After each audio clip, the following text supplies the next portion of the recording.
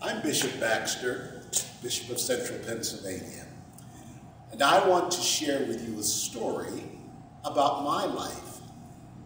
But the story takes its meaning from the theme of our diocese for this Advent and Christmas season. And it is from Frederick Buechner. God's call in our lives is where our deepest gladness meets the world's deepest hunger. We're here in St. John's Church in Lancaster, and it's literally the church through which I walked in to the Episcopal Church. Here's my story. It was Christmas Eve, and I was a seminarian. I was a seminarian searching for what denomination did I belong? What was my place in the life of the church? I had been raised and nurtured spiritually in the rich, fertile soil of the Black Pentecostal experience. I still have friends and loved ones there. But for me, something was missing. And so I chose to come to the city of Lancaster to attend its ecumenical seminary. And there, with 21 different denominations, I tried to sample everything possible in worship and in theology.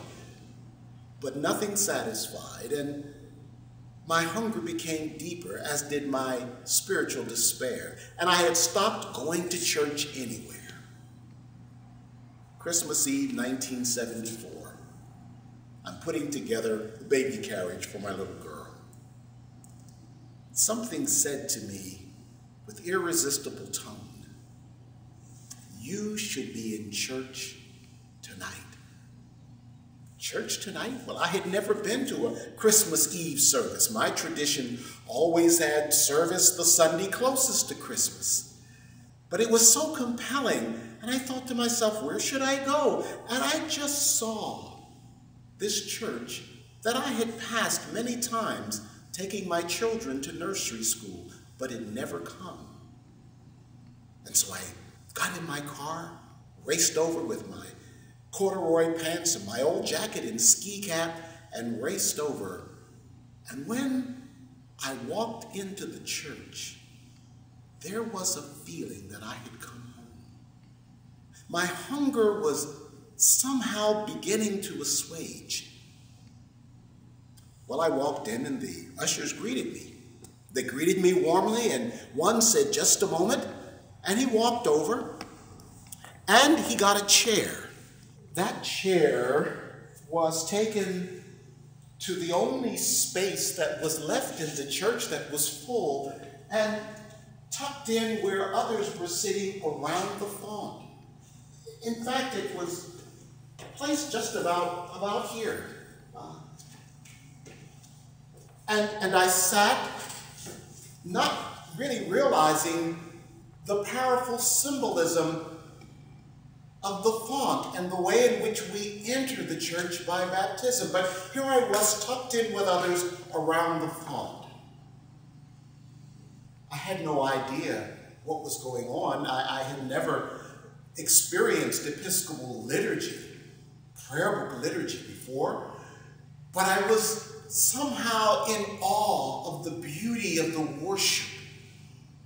There was a lady sitting tucked in, she and two of her children, little children, who were really quite eager to get home and open their gifts, and they fidgeted. But she turned to me and took her prayer book, opened it to the place where we were in the worship, and took my prayer book and helped me to find my way. And then when we would come to a hymn, she'd open her hymnal to the place where we were singing, pass it to me with a warm, caring smile, and take my hymnal. And this went on throughout the service, never a word spoken, but the beautiful, wonderful, deep gladness that this woman had in this worship, to be present in the Eucharist, was met with my deep hunger as it began to be satisfied with the beauty of the worship and the people with whom I was joining?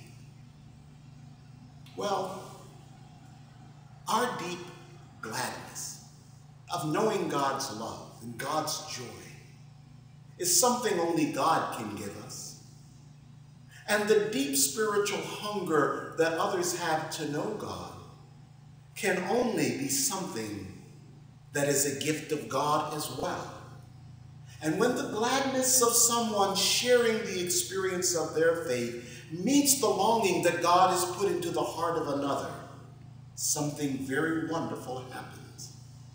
And for me, it was to find my place in the life of the Episcopal Church on a Christmas Eve in 1974. And so I wish for you to share your deep gladness of your faith, of your worship, of your experience with God. For you never know whose hunger you may touch by a simple gesture of love and joy in the good news. Merry Christmas.